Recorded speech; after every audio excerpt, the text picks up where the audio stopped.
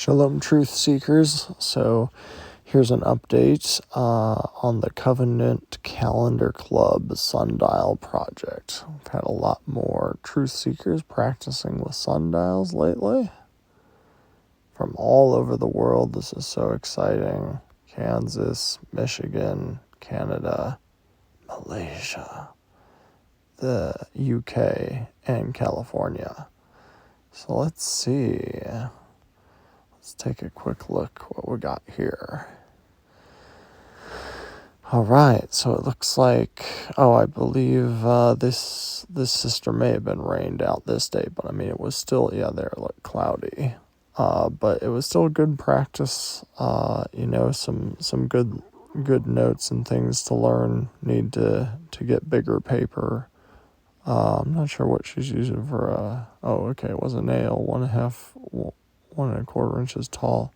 So yeah, that's a great start. I guess this is her again, and she got a lot of data this time. Oh yeah, that's incredible.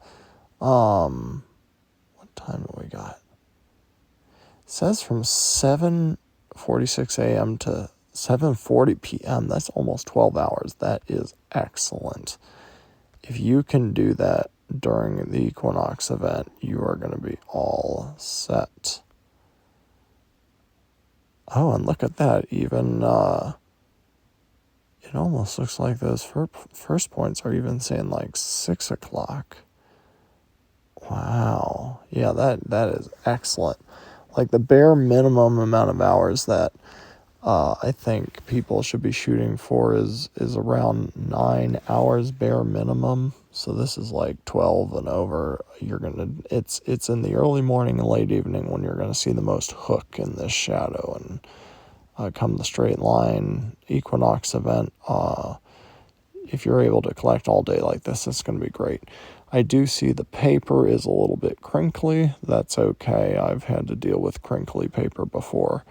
But it is something to watch, and because paper can shrink, and when it crinkles like that, different distortions, it can mess with the data. So just a tip: if when you're collecting data and it looks like it might rain, maybe just cover your paper and your sundial board with like an upside down toy box or something, even like a bowl, Tupperware kitchen bowl. I've used these things to, and then because you might get a rainstorm that only lasts like 10 minutes in the middle of the day, but if your paper was uncovered and it gets your paper wet, it could mess with things. So just food for thought, but this is excellent. I looking forward to seeing what you come up with this fall. Michigan from 8:15 a.m. to 5:48 p.m. And that looks great. Can't quite read what some of those notes are. So this is good practice. A whiteboard that'll help the shadow to pop on. That's a good background surface you got there.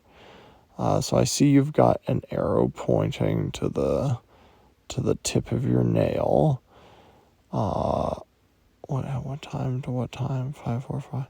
Yeah, that could work. And the thing is, if you're able to get a long spread of data, it might not be so critical to get the sharpest point. Like sometimes you need to pay real close attention to what exactly you're marking. Like I assume the very tip of your arrow on the board is matching the very tip of the shadow where you saw it. So when come the fall equinox,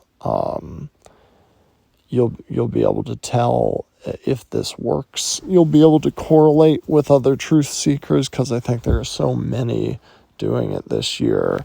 People should be able to compare, and the real comparison that people will want to make sure they're able to try to do is to get 3 days of back-to-back data.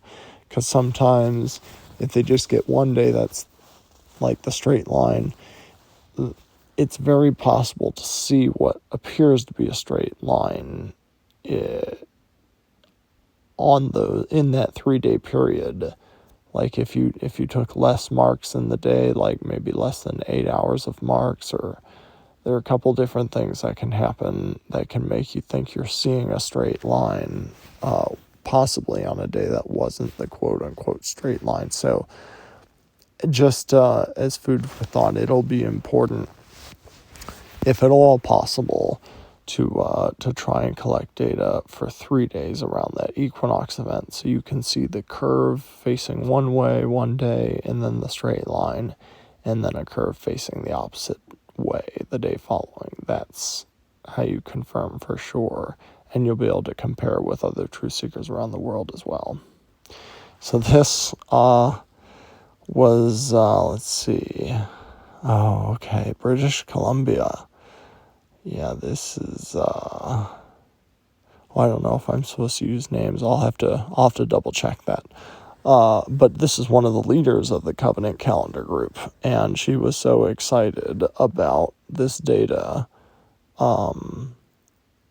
that she was able to collect. I like how she's got really a lot of data points in the morning there when the shadow moves the most. But she just had a testimony with the clouds of how the Creator just opened those clouds for her, kind of like how he opened the Red Sea for the children of Israel. Like, it's really a unique and amazing experience to collect this sundial data and watch how the Creator, watch the Creator's hand in the sky pushing the clouds out of the way. It's really supernatural, and it's really I hope that more and more people get a chance to experience his graciousness, this. Even, I hear this testimony a few times, and I just hope many people get to experience. But for example, even me this past spring, there was one day when it was very cloudy, and all I needed was for a break in the cloud for 5 seconds to get my mark at around midday, and he made it happen for me, and he'll make it happen for you. He will, he'll help. He'll give us what we need. Seek and you shall find. Knock and the door will be open. Ask and it will be given to you. So he won't withhold a good thing from his child, and it's really just an amazing experience to do this and kind of watch the clouds move when you need them to. So this is her again, and I believe she did just try with 2 different heights of a nail. Let's see if I can zoom in on that. Yeah, so this one, looks like 6¼ centimeters tall. And the first one might have been 3 inches tall. And even with that taller one, it looks like she didn't have any trouble running off the board. So that's good. And this one is exciting. This is Malaysia.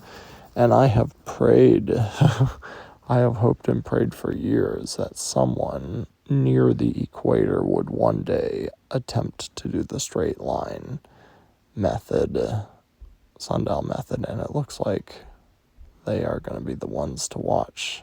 Maybe there'll be others, but I'll be paying attention. I hope you guys are off to a good start, and I hope I will pray that you have good weather for the equinox events. And then Wales in the UK. Getting good data, 5:47 p.m. and it looks like maybe 10 a.m. And that's okay. A lot of people are learning at this point, so it's just good to use something. I don't know what that is that they're using to cast the shadow, but that's cool. It works. That's kind of amazing that whatever that is casting a sharp enough point for them to get that data. But yeah, this is a good start. Excellent start. And that was from the solstice event, actually. I think the 21st. Okay. Yep, and this statement here is correct if in theory the solstice was on the 21st. There's been some pretty good data collected from at least a couple different truth seekers around the world, running data where they got like the 18th, the 19th, 20th, 21st, 22nd, and maybe they'll get one more day tomorrow. But I need to kind of sit down and look at it all to see if it makes sense before I'll give a final thoughts on it. But yeah, whenever the sun does hit its extreme position, you will start to see what this is saying here. The curve will start to move back towards the position. You'll see that straight line in 3 months from now. So this was from California, Danon in California, and he's been experimenting diligently out there. And yeah, the interesting thing I guess he learned from this picture was the nail that he had kind of looks a little blunt. And one thing you need to kind of make sure, double check, is whatever is casting that shadow has a sharp tip to it, because you want to make sure the shadow you're marking is consistently 1 point and isn't somehow bouncing off the side of that top of that nail, because that'll kind of skew the data. So he ended up sharpening his nail, so now the sun won't get stuck on the hump of that thing. And then he just, I think he was able to collect a little bit of data today. But he's really excited, and it looks like more and more people are doing this. I'll have to see what the running count is, or tally of how many people are doing this, but it's a good number so far. I think it's like at least 10, maybe 10 or 15 at this point. So very exciting. I'll put a link in the description below this video for a shared folder location where I'm uploading all these photos in case anyone wants to see a specific, find a photo specifically by date. And if you have any questions, please feel free to comment and let us know if you'd like to join the effort. So shalom, and may Abba bless as you continually seek out his truth in love with a pure heart.